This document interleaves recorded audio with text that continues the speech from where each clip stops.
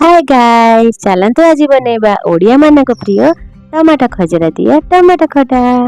एई tomato खजरा खटा ना सब प्रत्येक ओडिया भोजी भात एटा हुए।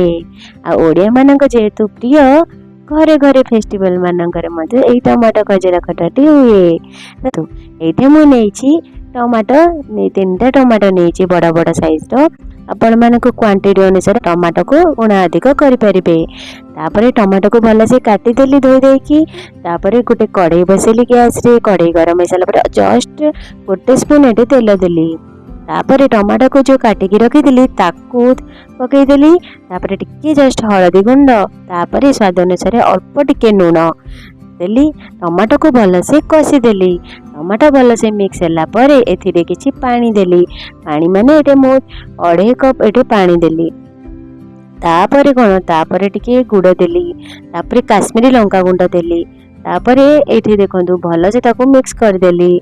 आ एठी देखंतु एठी मु जो खजरा डब्बा देखुचंती मोर एटा फेवरेट। मुझे डेली एटा खाए खजरा मते बहुत भल लागे। एठी देखंतु खजरा एटा पूरा 15 रु 20 पीस पकई देली। फुटी सारा परे तापरे किछि किसमिस पकईली। आपण मानक जदी फ्रेश अंगूर कोली अछि पकईले बहुत टेस्ट लागे। बहुत मीठा अंगूर कोली पकईबे। तापर देखंतु भल से ताको फुटई देली। टिके तार बहलिया अंश आसला परे ताको कौन करिवे एठे मु आउ टिके गुड़ पकई देली काहेकि ना मिठाटा टिके कम लागितिला। तापर मोर एठे खटा तो टिके रेडी हो गला। किंतु तार मेन पार्टटा एठे मु बनौची काहेकि ना तार फुटण एला मेन। तो अल्प टिके तेल देली किछि सोरिष आ पान मधुरी देकी फुटेइली। तापर सेतिरे टिके गरम हो जाय जको मु गैस रो काढी नेइतिली काहेकि ना नाले फुटणटा पोड़ी जिवो। तारे किछि भुसंग पत्र फाळे कंचा लंका देली आ गोटे सुखिला लंका भल तो साकू भाजी देली। हाँ सेतिरे किछि हिंगु भी पकेइबे नले तार बासनाटा भल लागिवनी। तापर फुटणटा को खटा देहरे पकेइ देली।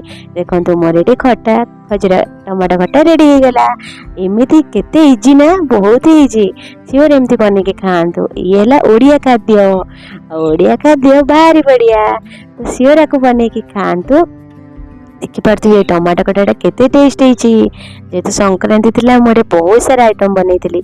आ एही रेसिपी सब गुडा को फुल वीडियो रे मोरे आसी जाइछि। जल्दी जाके देखि नियंतु फुल वीडियो। आ मो चैनल न सब्सक्राइब कर दे। फेसबुक पेज रे फॉलो कर देबे। बहुत मात्रा रे कमेंट कर